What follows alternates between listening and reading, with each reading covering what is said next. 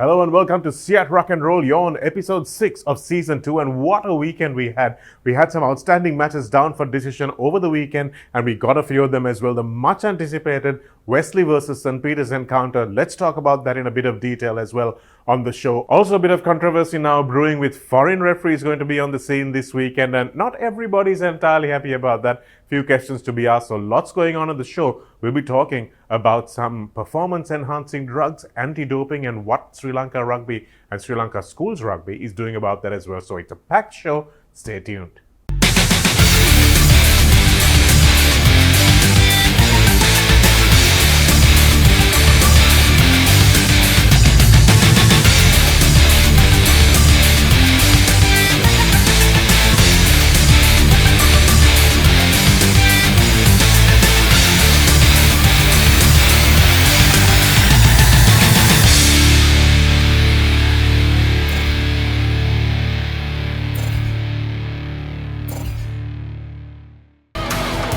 CEAT Car Radials. The road is yours. Hearts racing fast, we feel alive. For miles and miles, let your spirit fly. There's no turning back, the road is yours. German-engineered tyres for Sri Lankan roads. CEAT Car Radials. The road is yours.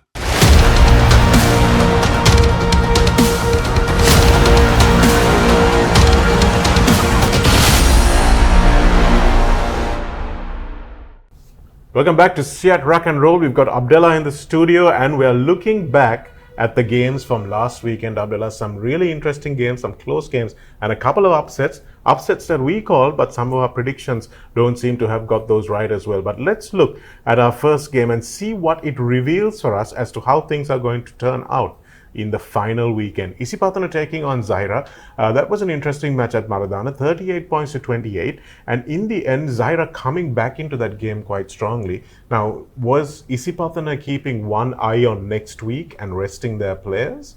Or was it just the fact that they didn't have 70 minutes in there? Well, I guess Isipatana went into such a lead that there's always that tendency to sit on your heels, isn't it? But Zahira definitely came back. It was a really entertaining game, you have to say, high-scoring game. Both teams were really throwing the ball about. They were really trying to run at each other.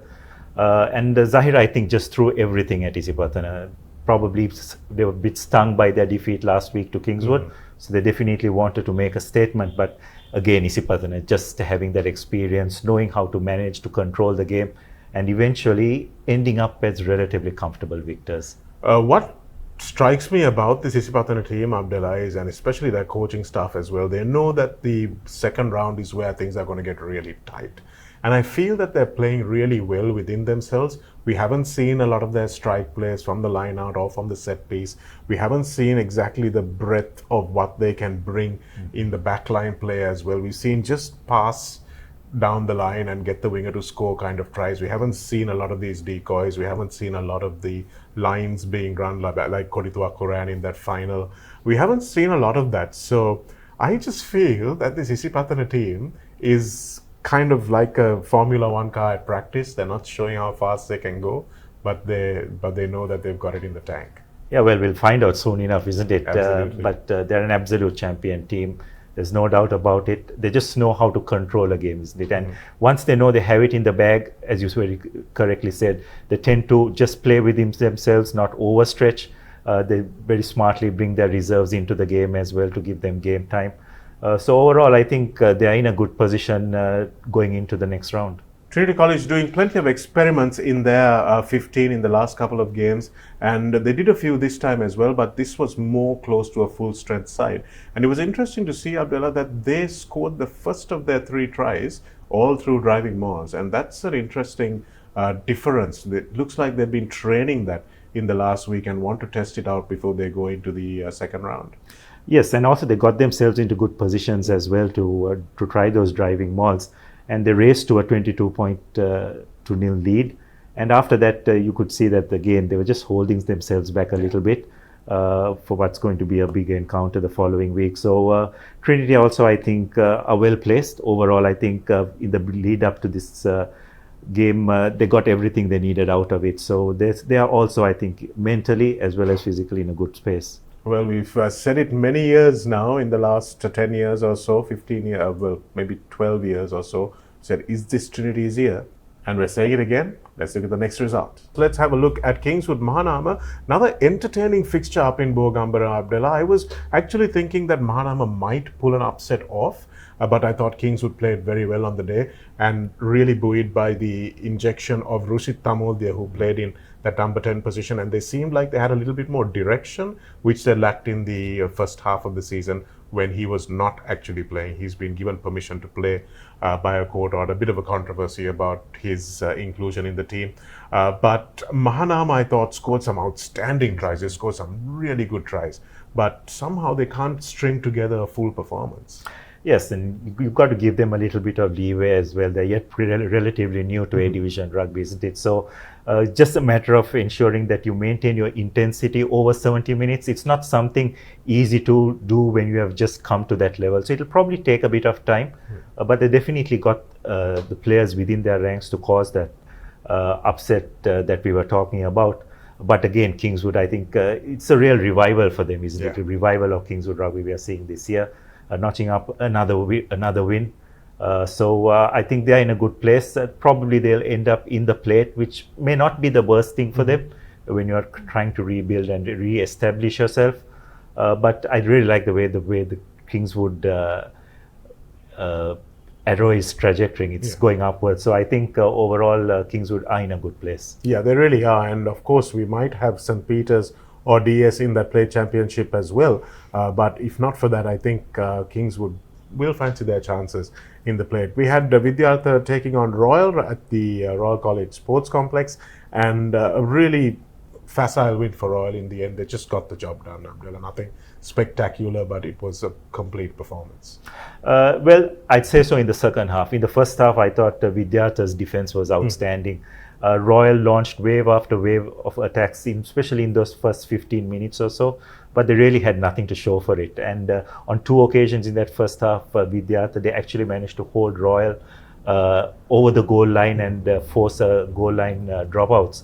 So it was an outstanding defensive effort, and there were a few flutters in that first half because despite Royal dominating that initial phase, it's Vidyartha who drew first blood.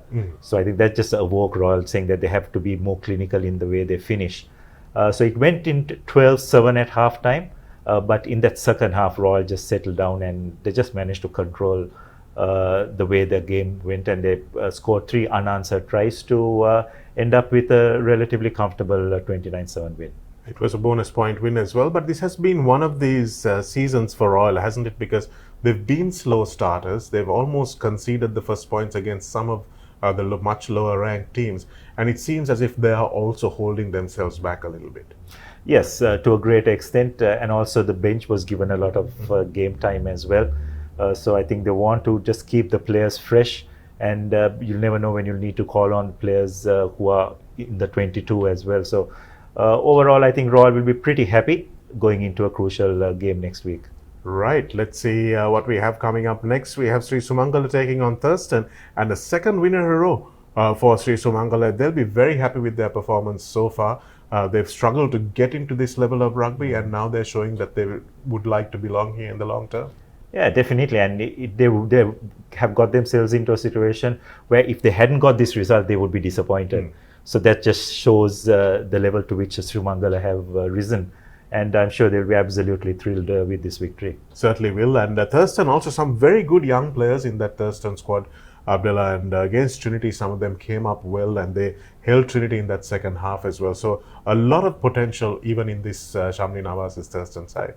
Yes, they've had it tough, but as you can see, when they are competing with teams more or less of equal strength, they are putting their best foot forward and they're hanging in there.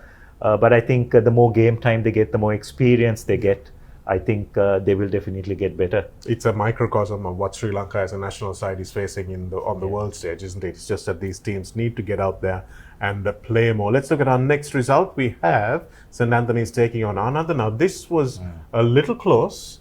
St. Anthony's looked like they might be getting their first win of the season, but unfortunately for them, Anand are coming through. Now, this was pitched as an upset by most of the people who predicted on podhubmatchup.com, but we called it last week, Abdullah. We said Anand will probably go all the way here.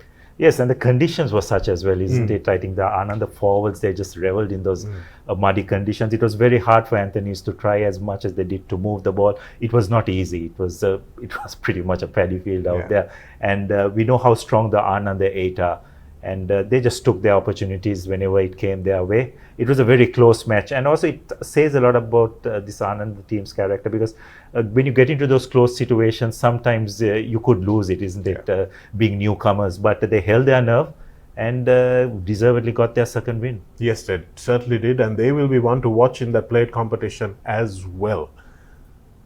Dharmaraj are taking on St. Thomas's. I thought probably St. Thomas's best performance of the season so far. 48 points to 5, and they would have liked a clean sheet, of course, but up there in Nittavala, they did do what needed to be done. Abdullah, good first half performance, fell away a little bit in the second half, but it was a really dominant performance from the 3 quarters, which is not something that you see often. Yes, they definitely spread the ball out wide, and they've got some really good runners out wide as well. A very strong center combination as well. So I think they're primed to really cause some upsets in that top segment once they get there, and definitely a team to watch out. Yes, certainly are. And the interesting thing, though, for St. Thomas's is that they've got 2 big centres, Haliaguda and Liana Gunawardena. And in the last 2 games, they've scored 98 points, 50 against Mahanama, 48 against Dharmaraj. They've conceded also about 35 and 5 is 40 points. They've conceded 40 points, but scored 98 points without that centre pairing. So that's a really interesting statistic for me, Abdullah, because they struggled a little bit defensively in the first few games, but now that they've taken that centre pairing and bringing one off the bench and one to start the game, they've actually scored some better tries as a result of it. Don't know whether I'm reading too much into it, but that's an interesting look.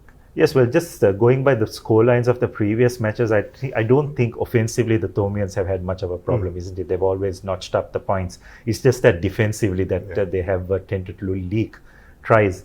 So I think this particular performance, although against a relatively weak Dharmaraj outfit, they'll be pretty happy that they just conceded that one try. And if I'm not mistaken, it was at the very end, wasn't it? So overall, I think they'll be pretty happy with the defensive effort more than the 48 points.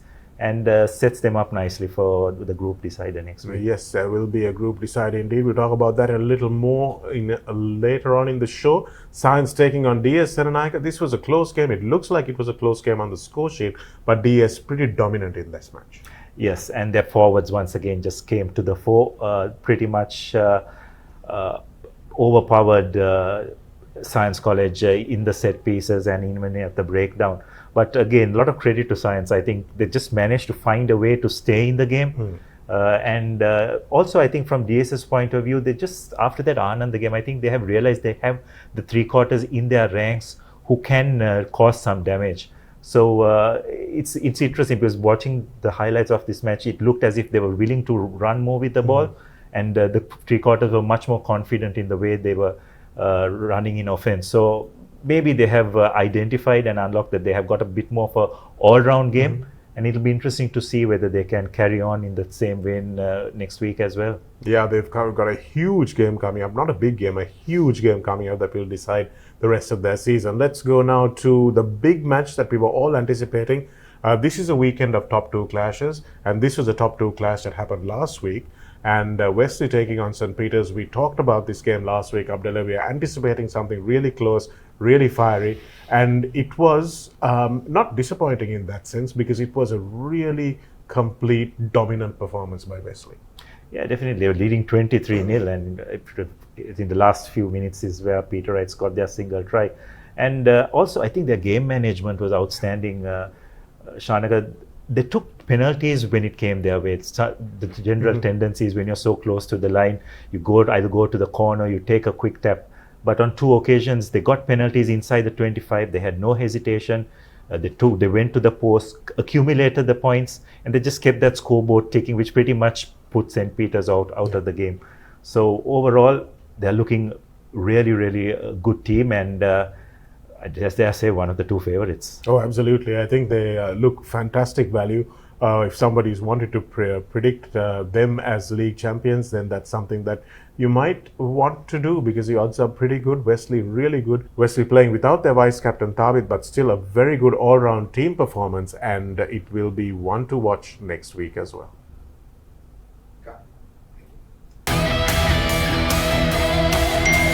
Hearts racing fast, we feel alive. For miles and miles, let your spirit fly. There's no turning back, the road is yours. German-engineered tyres for Sri Lankan roads. CEAT Car Radials. The road is yours.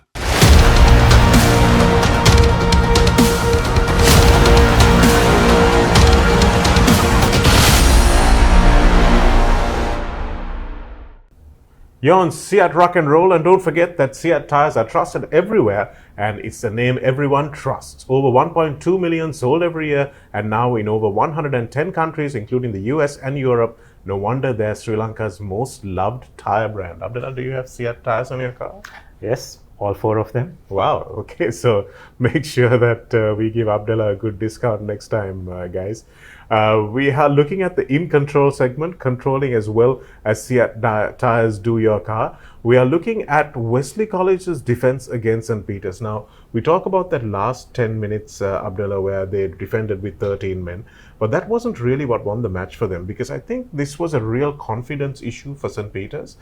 You could see that they were frustrated. Nothing was going right for them. And the reason that nothing was going right was because Wesley was spoiling so well. And that actually started out in the first 10 minutes or so. And we can see it here.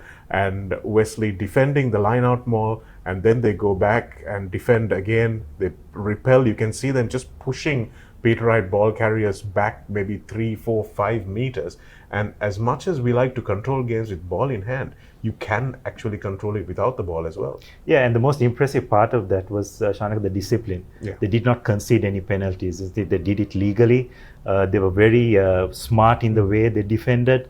And eventually, I think those first few minutes, by negating whatever the Peterites threw at them, they benefited from that for the rest of the game. Yeah, they certainly did, because St. Peter's suddenly realized, oh gosh, we've got a game on our hands. We might not be able to score the kind of tries we're used to scoring. And suddenly that set the panic among them. And for the rest of the hour or so, they just couldn't recover from that initial salvo. So that's our in control segment, just having a look at how Wesley managed to control that game and really come out trumps by deciding when and where to attack, even without the ball. CEAT Car Radials. The road is yours.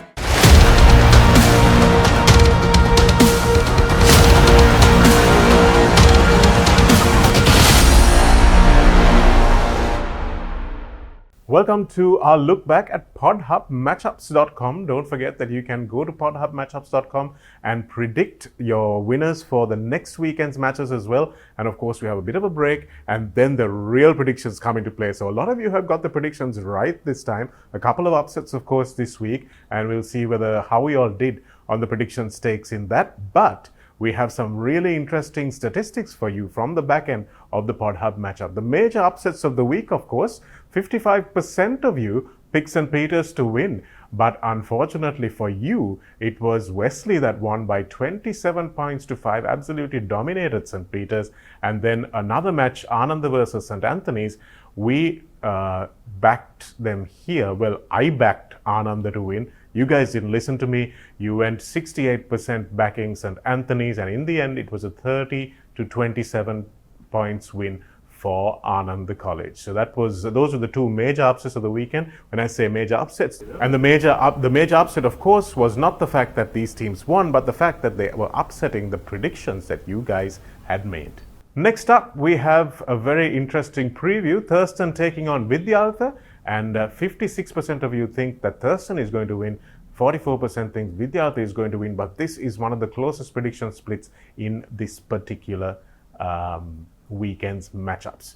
Coming up next, we have the match preview, Wesley versus Ananda. This is the widest prediction split that we have. 91% of you are predicting Wesley and 9% of you are predicting Ananda. And that is pretty obvious, I think, because Wesley have been so good this season. But I don't think it's a 91-9 split. I think it might be about a 75-25 split. And here we have Dharmaraja taking on Kingswood. That's another big disparity. 87% of you say Kingswood and 13% say Dharmaraja. And I think I have to agree with this one. Kingswood will probably be the out-and-out favorites in this game. Obviously, it's being played in Kandy as well. And then we have Zahira versus Mahanama. Again, a 91% to 9%. And I think this one is going to be much, much closer. In my book, this is a 50-50 game. Zahira came back strongly against Ispatana last week, but Mahanama College, I think, are a team that still have an upset in them. They didn't travel well to Kandy, but let's see whether they will manage in Colombo this time around. I think that game is going to be much, much closer. And then big match previews, Trinity taking on Royal, the dress rehearsal for the Bradby, the final group game in this particular group. Trinity College 79% and only 21% of you thought Royal are going to win this game. And that's really surprising because I would have thought more Royalists would back their team regardless of whatever their form is. But mostly because Trinity are at home and their tactical discipline and consistent form through the season makes them significant favorites in your book to win this game. But will they be significant favorites of your predictions and actually on the field? We'll have to wait and see. I really don't think the disparity is this big, but I think Trinity will be favored in Pallakele. Then we have a match in Mount Lavinia as well. Should probably go with the home side. 83% of you thought the away side is going to win. So I think a lot of the Thomians watching this will be thinking, oh dear, have we not performed as well as we thought we did? But only 17% of you think that St. Thomas is going to win. And this match, I think, is also going to be much closer. It may go Isipatana's way, but it certainly won't be 83-17. So those are your matchups. And here's one more preview, St. Peter's versus DS. And that one is way ahead for St. Peter's, 97 points to 3. And I think you guys may have got this one wrong as well, because DS are quite capable of setting off an upset, and given the way that St. Peter's performed, they will have to come back really strongly in this game against DS, because DS may have just sniffed blood, and it's very much a stake, very much a place in the cup competition that is at stake for both these teams. So that brings us to Science versus St. Anthony's.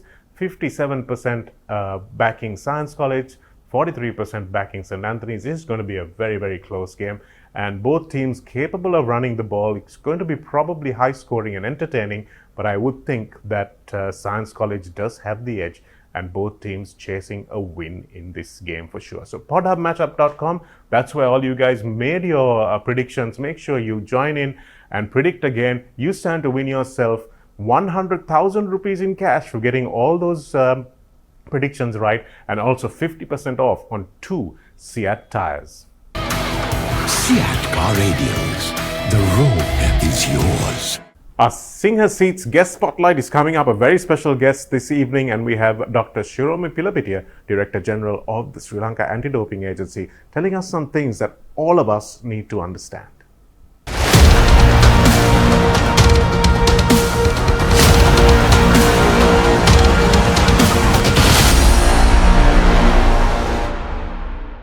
Hello and welcome to Rock and Roll, and on our guest spotlight brought to you by Singhe Furniture, we have a very special guest, Dr. Shiromi Pilapitiya, who is the Director General of SLADA, which is the Sri Lanka Anti-Doping Agency, which is the Sri Lankan arm of WADA, which is the World Anti-Doping Agency. And she's going to talk to us about a subject that has been in the background of schools rugby and indeed Sri Lankan sports for a long, long time. The most celebrated course, of course, this most celebrated case rather, was of course Susantika Jayasinghe, when there was all that drama about her. She went on to win an Olympic medal, but not without a cloud. Yes. So doping has been a part of sport for a long time, hasn't it? For a very long time. I mean, even at the ancient Olympic Games, doping would have been there, is what they say. So yeah, in Sri Lanka, so SLADA, or Sri Lanka Anti-Doping Agency, is the national anti-doping organization, and we are bound by the World Anti-Doping Agency code,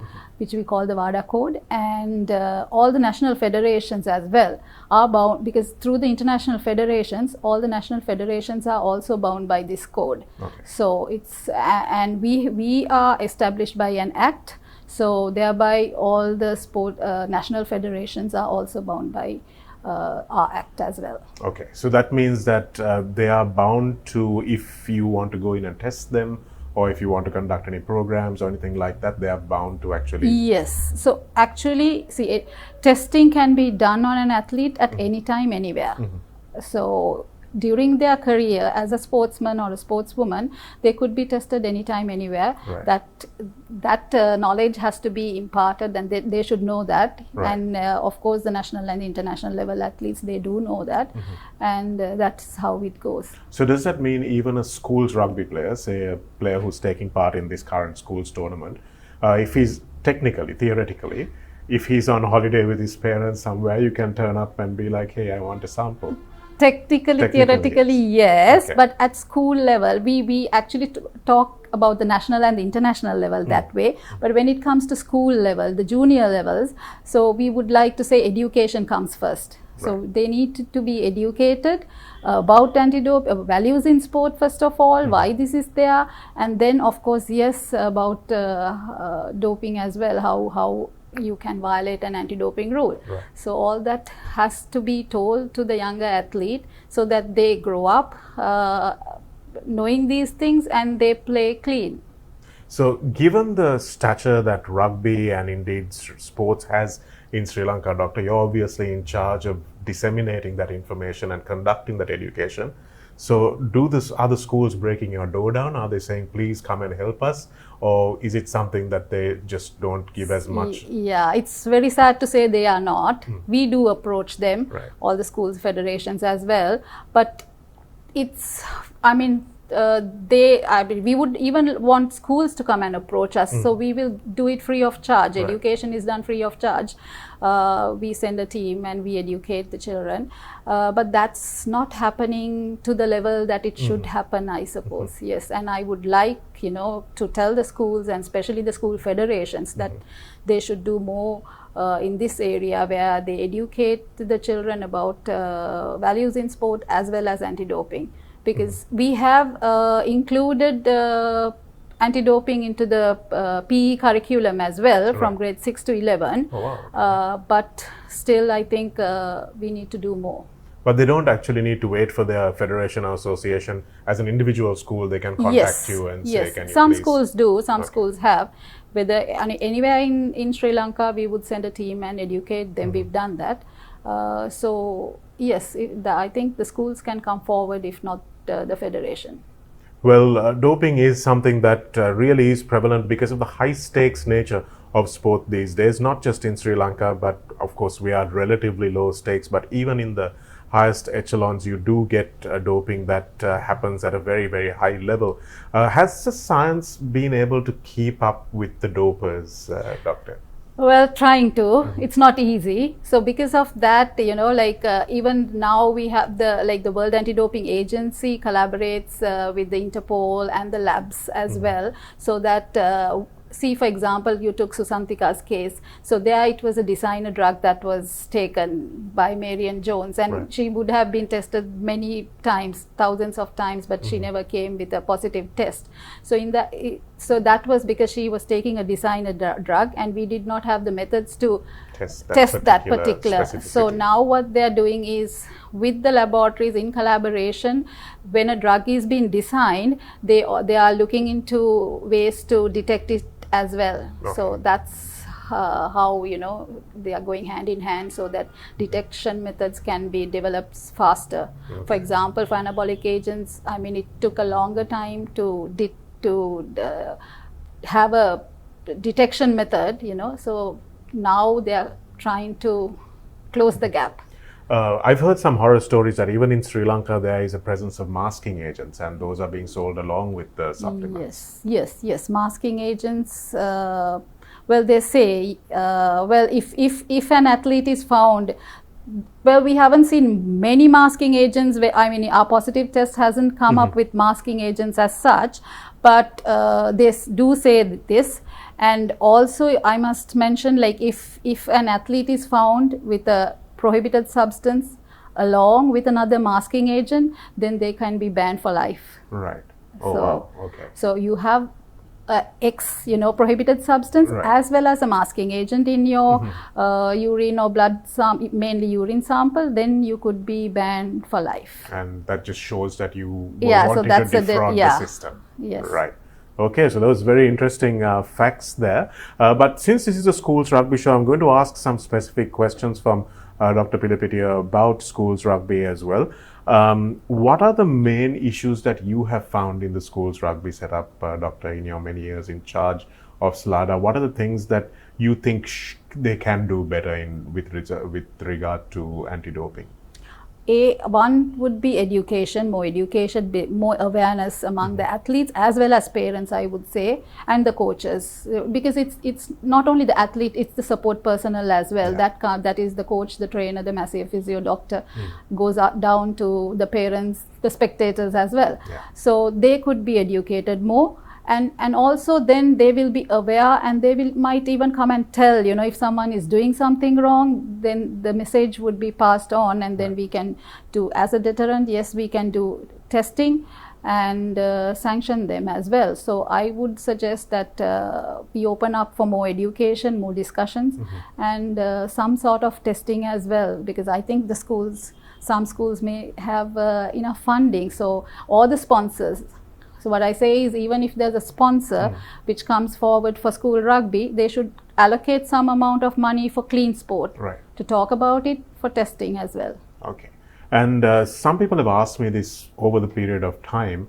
Are there an approved list of substances or supplements that people can take safely? Yeah, there's no list of approved supplements as such. I must tell you that it doesn't get supplement is not a regulatory. I mean, it's not been regulated worldwide. Right. It doesn't come under the Food and Drug Authority or in Sri Lanka under the NMRA as such. Right. So if you take a Panadol, you know what is in it. I mean, a paracetamol. But in supplements, you look at, for example, it can say whey protein or creatine is not a banned substance, but when it comes in those tubs, we don't know what is actually inside that. Right. So even if you look at the label might say so many things, and it might not make sense, and it could be adulterated as well. Right. So sometimes they put like anabolic steroids or stimulants so that it really works. It has that Effect. effect. So quite apart from actually taking a scoop out of the tub and testing it and then taking just that sample, there's no way to tell for 100% certainty that this Yes, is... there's always a risk. So, but you can take batch tested. Right. There are certain laboratories in the world which test the supplements. Okay. So they are batch tested, and you can take a supplement which has been batch tested. Okay. But even then, they say there is a risk. They don't say it's 100% risk free. There could be a risk. So with that awareness, you can take. I mean, I'm not saying you don't have to take supplements, but you need to be aware, and you need what to you're check. Right. Do your research, and also if you are taking a supplement which is not batch tested, at least keep a portion of that supplement there. So if you're tested, and if you think you've tested positive because of this supplement, maybe then you could get it tested. Okay. And will SLADA provide any information or assistance with regard to that, to say whether this particular brand is batch tested?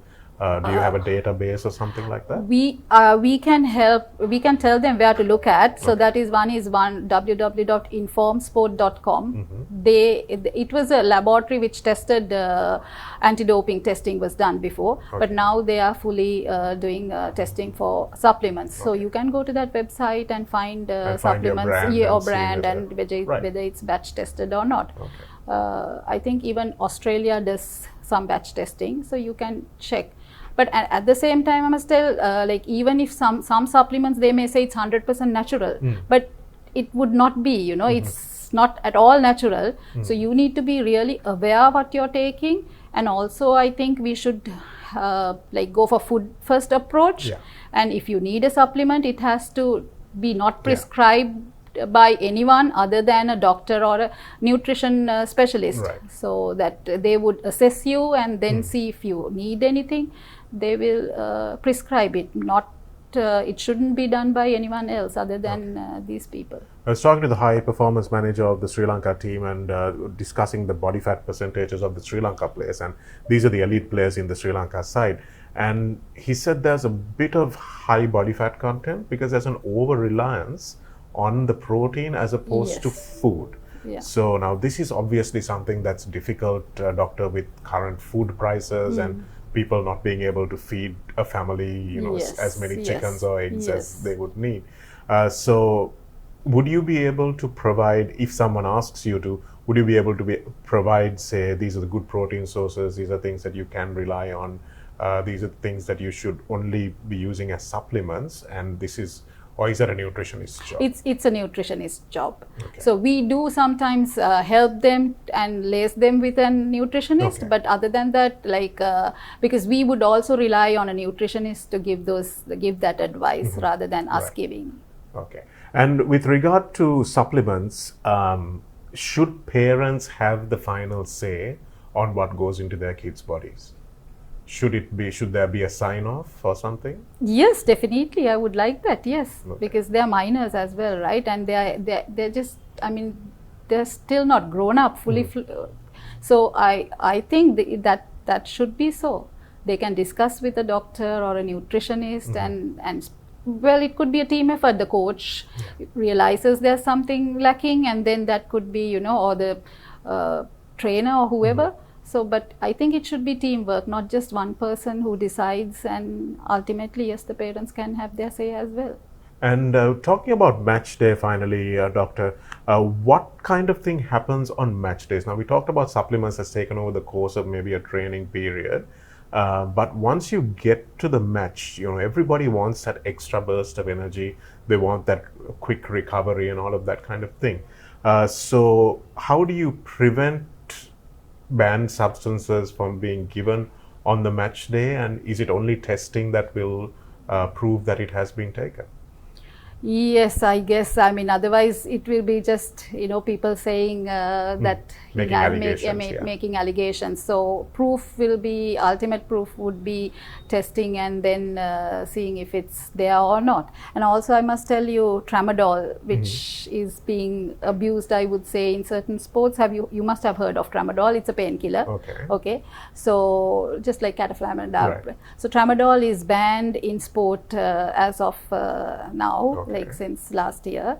So that is also, I would like to send that message as well, because if it's there in the body, you could be banned for, especially in competition, you'll be banned for probably 4 years or so. Yeah, I mean, I've played and been around players who would pop cataflams Yes. just like they're popping Panadols or Yes. Jujubes or something.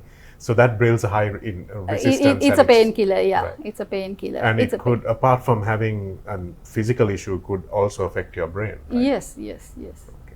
And the only thing that we need to talk about now is testing, and testing is expensive, isn't it? It is doctor? So expensive. about how much will a test cost? Around 120,000 per test. per test. So that means if you're testing, say, 5 players from each school, you're looking at about 1.2 million rupees. Yeah, could be less than that, yeah. A little bit less than that, but Yeah. that's about it. So if you're wondering why there's no more testing happening, this is why. And you know, people don't really have the money to foot the bill for testing like this. But it is something that will be a aspiration for most of us here in Sri Lanka to be able to afford those tests. I'm sure you would love that too, doctor. I would love to, yeah. That is to keep our, you know, it's actually to keep our young generation free of doping, and also a healthy nation, you know, Healthy, because if they are taking these supplements, that's definitely, sorry, not supplements, I mean, if they're taking any prohibited substances, that is not good for their health. That is why we have anti-doping in the first place. That is to protect the athlete's health and the spirit of the sport. And there's, of course, young athletes when they're 17 or 18, you know, everybody wants to look great. They want to look good without their shirts on. And, you know, it's a real, and especially now with such a social media culture, right? It's such a big draw for people. What is your final message to these young athletes who maybe don't realize the long-term effects?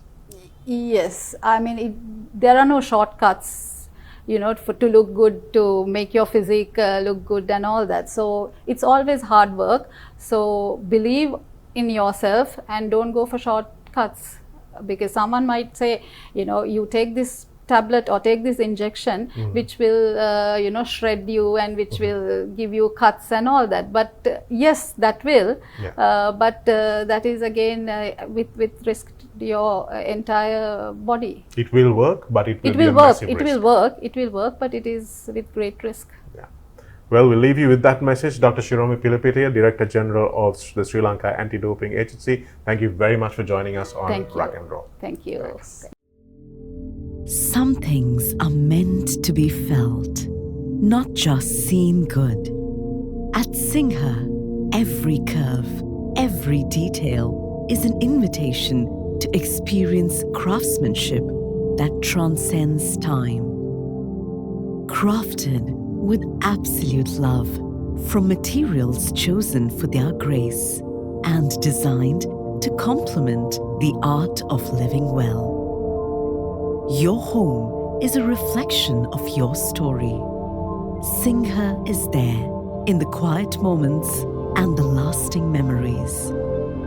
Built to endure. As time passes, they even feel more closer to you. Quiet luxury, lasting craftsmanship for a stylish lifestyle. Singhe Furniture.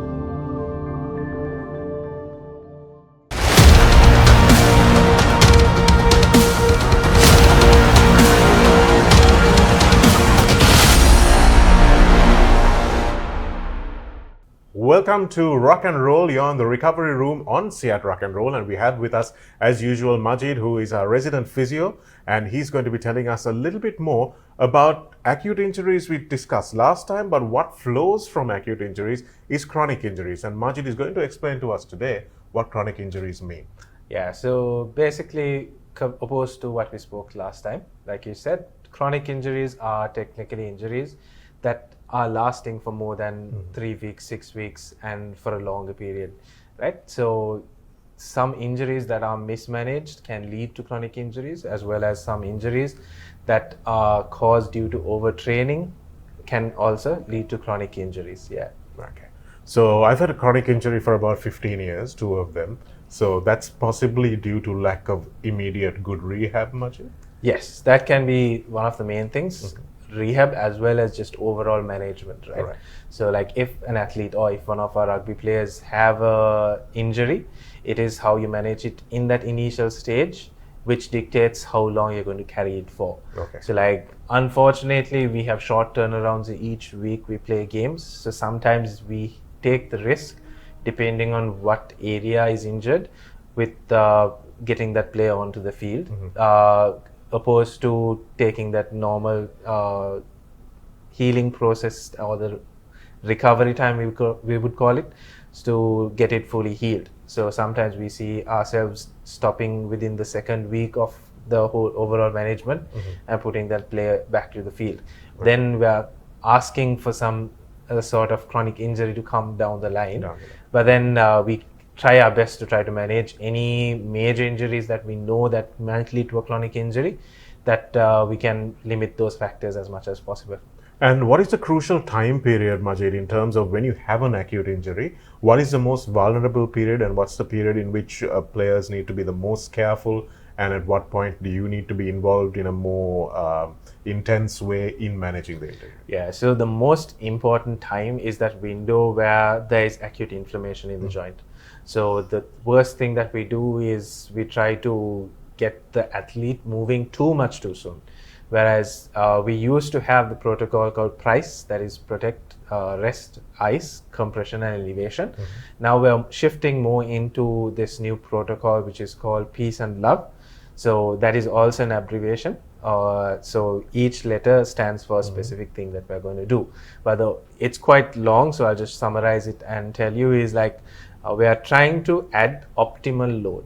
so that optimal loading to that joint, so getting it moving to its capacity while it's injured is the optimum capacity that we would be trying to train that athlete during the rehab process. So we'll most likely touch those limits when we are doing the rehab in an overall context. And depending on the injury, obviously, then the athlete's responsibility becomes more and more after that first initial, maybe 24, 48, 72 hours, right? Exactly. So like the inflammation phase is where most of the healing happens, right? Where the broken tissue tries to get back together. That's why we generally have swelling in our ankles, knees, because the joints or the tissues that have been disrupted are trying to get back in. So your body is flushing the good fluid, good cells, good nutrition into that area to get it healed back up fast. So our whole idea is to try to empower that bodily process, because our bodies are made to heal itself. So we try to empower that part. So we don't do much treatment, we don't do much exercise. We just give that 72 hours to try to keep it compressed, not to let the inflammation go overboard. So we call it controlling the swelling and icing it up, just to give a placebo effect sometimes, as well as just to give some pain relief and reduce the inflammation. So the most important is that 3 days. So if we have a match on Saturday, ideally, if we have a grade 2 injury, most of the time is when we take that 72 hours, good 72 hours, to let that heal up. If not, we are just asking it to just keep on repeating itself throughout the whole season, which is something that we really don't want happening. And what's the most common kind of chronic injuries that you see? So common chronic injuries, most of them are preventable. So I'm lucky enough to work with coaches who are more open-minded to take our input in terms of managing players' load. But in overall context, I know for a fact that shin splints are one of the main issues that we have. That can be prevented by a multiple variety of things. Something that we can control is the load that we are putting onto those areas, especially when we are running on hard surfaces. If we can reduce that, that will be great. Sometimes we have no opportunity but just run on a hard ground. Most of our grounds are quite hard. We don't have the luxury of training at race course in schools. But like a soft ground really helps in terms of managing on not triggering those bad points in your body.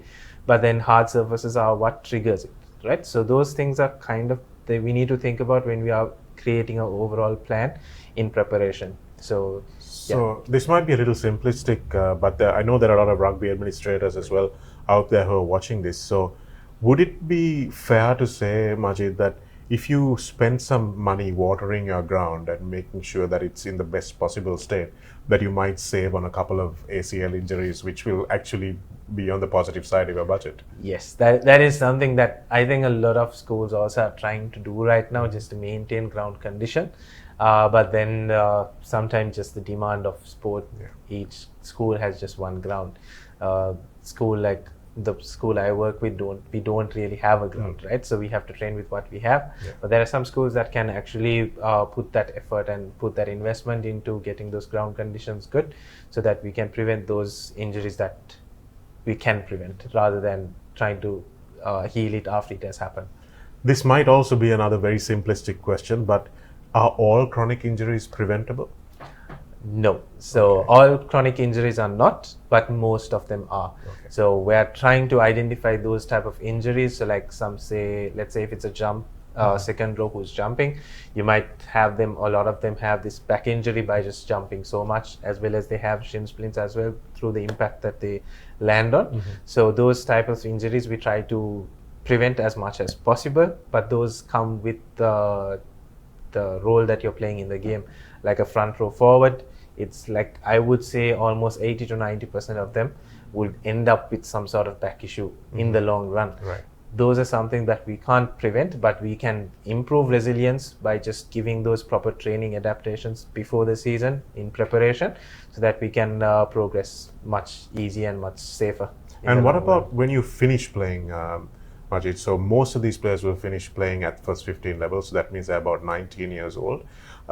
Do you advise them to keep doing something in the initial period immediately afterwards, until maybe they're 22, 23, 25, to kind of ease off that load and keep making sure? Otherwise, you're doing something at high intensity and your body just stops when you finish the last match of the season.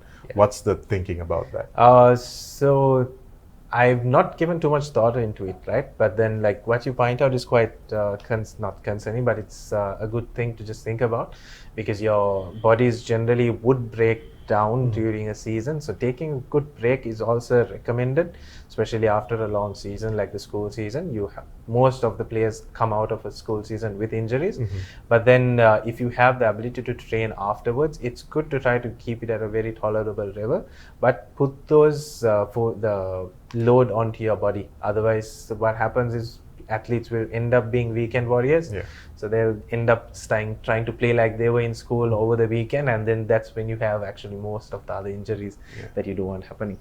Yeah, so look after yourself in the long term, guys. Big thank you once again to Majid for being here and telling us exactly what we can do with these bodies to make sure they last us, well, pretty much a lifetime, and they last us in good condition. Thanks, Majid. Once again, good luck for the Sri Lanka game today. It's been great. CEAT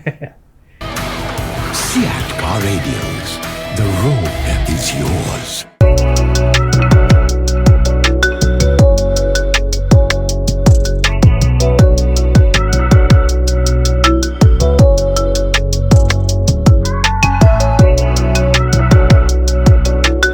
Singhe Furniture for stylish lifestyles.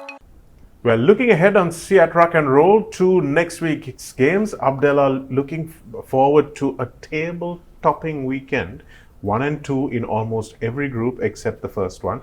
Let's have a look at what we have in store. Zahira taking on Mahanama. I think this match has upset written all over it, Abdullah. Yes, it's definitely looks like it. Zahira have now lost a couple of matches in a row, so they'll definitely want to try and win this match to stay in that plate segment. I don't think they'll be too happy going down to the bowl. Mahanama, from their point of view, will be looking at another big scalp, and the way they have been going, there's no way you can write them off completely, isn't it? So it's going to be a really close game, and you'd have to say that Mahanama probably slight favourites. Slight favourites, yeah, I would agree with you, but I'm sure there are a lot of Zahirians out there who won't be very happy with us saying that. But nevertheless, let's wait and see who is proved right next week. Vidyartha taking on Thurston, so the bottom of the table clash. Both teams looking for their first win, Abdullah, so it's going to be a really interesting one. Yes, it is. And Vidyartha will be particularly disappointed the way their season has gone on thus far. So they'll definitely want to get a win over a Thurston team that, as we were discussing previously, very much in the rebuilding phase. So you'd expect Vidyartha to probably pull this one off. Another wooden spoon clash. We have Science taking on St. Anthony's, and St. Anthony's will be desperate to get a win. Science College just haven't been able to, they've gotten close, but haven't been able to win games. So that's going to be another interesting game, because both these teams will be, well, I think they've already been relegated to the bowl segment, so nothing really much in it for them. Yes, but just seeing the performances of both teams, you probably have to say Science go in as favourites. Anthony's just haven't, unfortunately, been able to step up to the mark this season.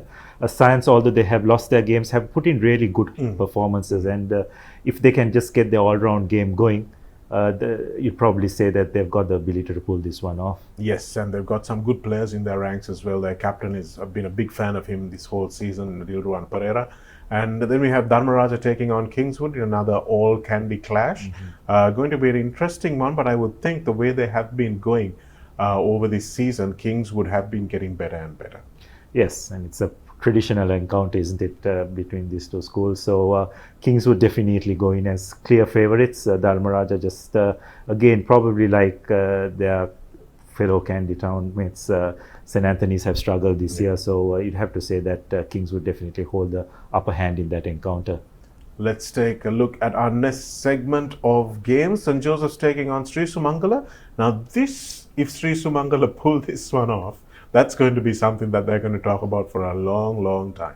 Yeah, absolutely, and I don't think we can write it off completely as well, isn't it? They've got a couple of consecutive wins, so their confidence will be at an all-time high. St. Joseph's have been a bit up and down, so it's going to be a really close game, but you just cannot write Sri Sumangala off. Certainly not. And then we have a big clash, one that everybody has been talking about for a while, Isipatana versus St. Thomas's. And St. Thomas's, I don't think they've beaten Isipatana since about 2009, Abdullah. So this is the first time that they have a realistic chance of actually beating the Green Machine. So all eyes on that game. A bit of controversy also surrounding the refereeing, who's going to be actually blowing that game. At the time of making this show, we don't really know who's going to be blowing that game as yet. But the Thomians will go in as slight favourites, but Patana will know that this game will carry points forward into the next round. So they're not going to take this lightly. Yeah, absolutely. And both teams have been playing well within themselves to a greater extent. So it's going to be really close. But as you very correctly said, St. Thomas's playing in Mount Lavinia in a big match. You probably have to say that they are slight favourites, given that Isipatana will have to go and adjust to those conditions in Mount Lavinia, which is never easy.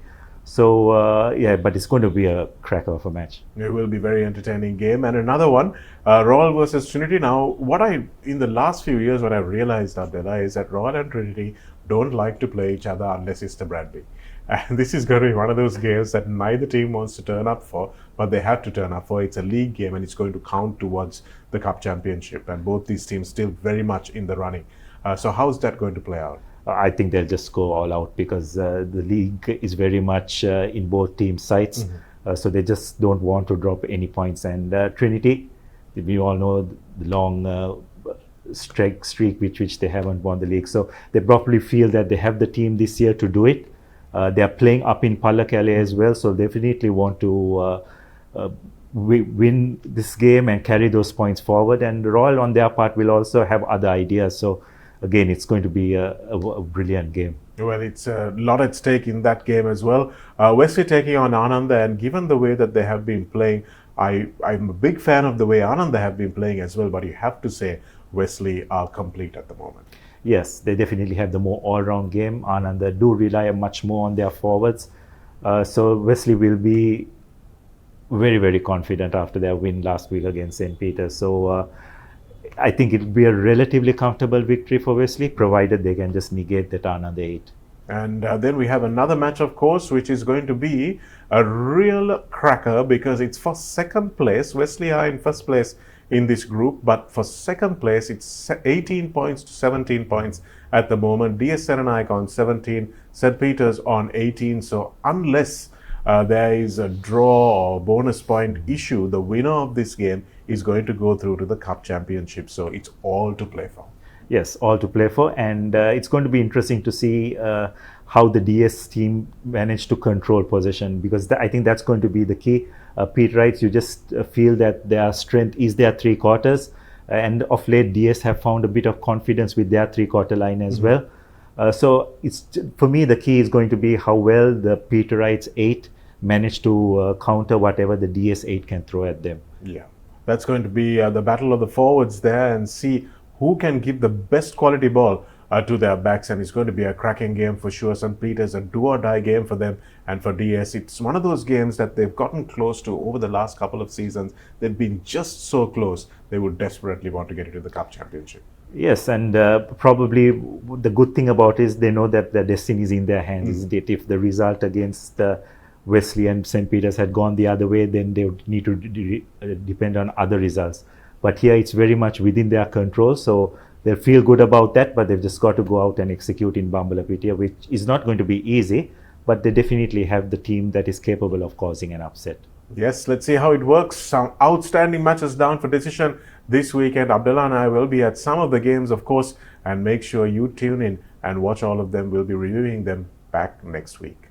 CEAT Car Radials. The road is yours.